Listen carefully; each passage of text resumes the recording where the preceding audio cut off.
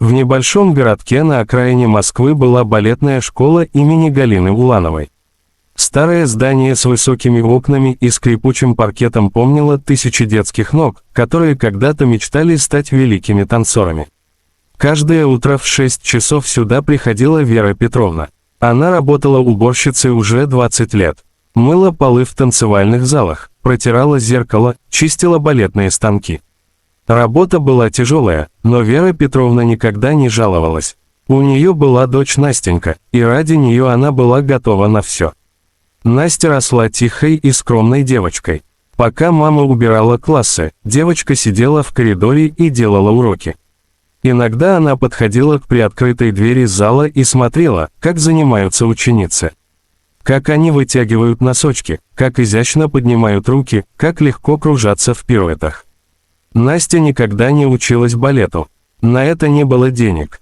Но она запоминала каждое движение, каждую позицию. Дома перед маленьким зеркалом она повторяла то, что видела. Вера Петровна смотрела на дочь, и сердце ее сжималось от боли и гордости одновременно. Директором школы была Елизавета Николаевна. Строгая женщина с седыми волосами, собранными в тугой пучок. Она посвятила балету всю свою жизнь и требовала от учениц абсолютной дисциплины и преданности искусству. Среди учениц особенно выделялась Алина, дочь известного московского бизнесмена. У нее были самые дорогие пуанты, самые красивые купальники. Она танцевала хорошо, но главным ее талантом была способность унижать других. Особенно тех, кто был беднее. Алина часто видела Настю в коридоре. «Смотри, какая мечтательница сидит», — говорила она своим подругам. «Наверное, тоже хочет танцевать». Девочки смеялись. Настя опускала глаза в книгу и делала вид, что не слышит. Шли годы. Насте исполнилось 16. Она выросла в красивую девушку с длинными темными волосами и большими карими глазами. Но одежда ее была простой и старомодной. Другие девочки ходили в модных джинсах и ярких куртках, а Настя носила мамино старое пальто. Однажды в школе объявили о большом отчетном концерте. Это было важное событие. Приедут гости из Большого театра, известные хореографы, журналисты. Все ученицы готовились особенно тщательно. За неделю до концерта случилось неожиданное. Одна из солисток заболела ветрянкой. Елизавета Николаевна была в отчаянии. Номер нужно было срочно переделывать. Требовалась еще одна танцовщица. Алина предложила идею. Ее глаза блестели от злости и насмешки.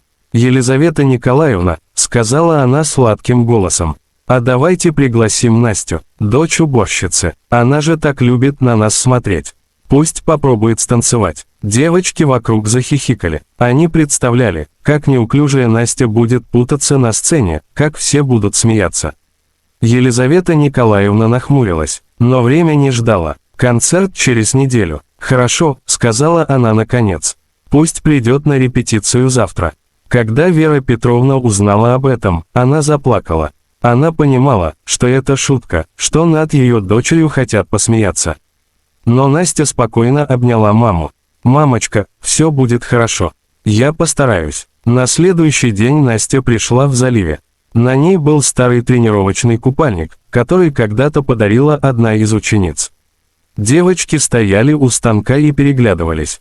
Музыка началась. Это был отрывок из «Лебединого озера». Сложный, требующий годов подготовки. Настя закрыла глаза. Она вспомнила все те часы, что провела у двери зала. Все движения, которые повторяла дома. Всю любовь к танцу, что жила в ее сердце. И она начала танцевать. Сначала неуверенно, потом все смелее. Ее тело двигалось так естественно, будто музыка была частью ее самой. Руки плавно поднимались и опускались. Ноги выполняли сложные комбинации. В прыжке она казалась невесомой, как настоящий лебедь. В зале стояла тишина. Алина открыла рот от удивления.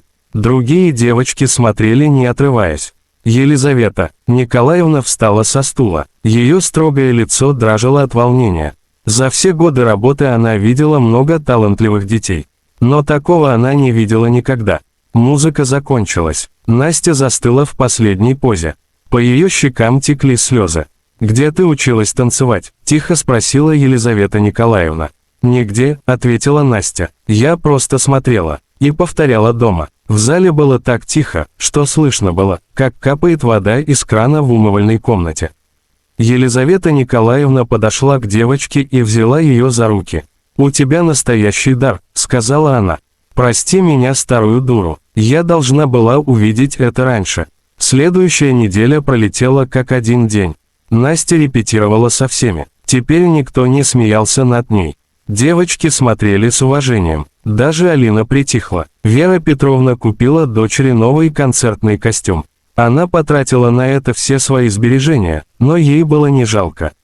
Наступил вечер концерта. Зал был полон. В первом ряду сидели важные гости. Вера Петровна стояла за кулисами и крестила дочь. Настя выходила последней. Когда она появилась на сцене, что-то изменилось в атмосфере зала. Она танцевала умирающего лебедя. Каждое движение было наполнено такой болью и красотой, что люди в зале забыли дышать. Когда музыка закончилась, в зале стояла тишина. Потом раздались аплодисменты. Сначала тихие, потом все громче и громче. Люди вставали с мест. Это была овация. Елизавета Николаевна вышла на сцену. Она обняла Настю и объявила, что с сегодняшнего дня девочка принята в школу на полную стипендию. Вера Петровна плакала от счастья.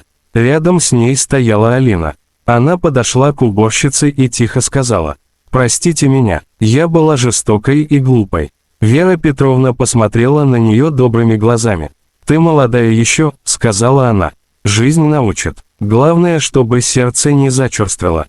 Прошло много лет. Настя стала известной балериной. Она танцевала на лучших сценах мира. Но она никогда не забывала те годы, когда сидела в коридоре и мечтала. Вера Петровна больше не работала уборщицей. Дочь купила ей небольшую квартиру недалеко от театра. Каждый вечер после спектакля Настя приходила к маме, и они пили чай на маленькой кухне. А Елизавета Николаевна до конца своих дней говорила, что Настя была ее лучшей ученицей. Не потому, что она танцевала лучше всех, а потому, что она помнила, откуда пришла, и оставалась доброй и простой. Алина тоже изменилась. Она стала хорошим педагогом, и она всегда рассказывала своим ученицам историю о девочке, которую позвали танцевать ради шутки, и которая научила всех главному уроку, что талант и красота могут быть в любом человеке. Нужно только уметь видеть сердцем. В той старой балетной школе до сих пор висит фотография. На ней молодая Настя в костюме лебедя, а рядом стоит Вера Петровна с гордой улыбкой. Эта фотография напоминает всем, кто приходит сюда, что настоящее искусство рождается не из денег и привилегий. Оно рождается из любви, терпения и веры в мечту.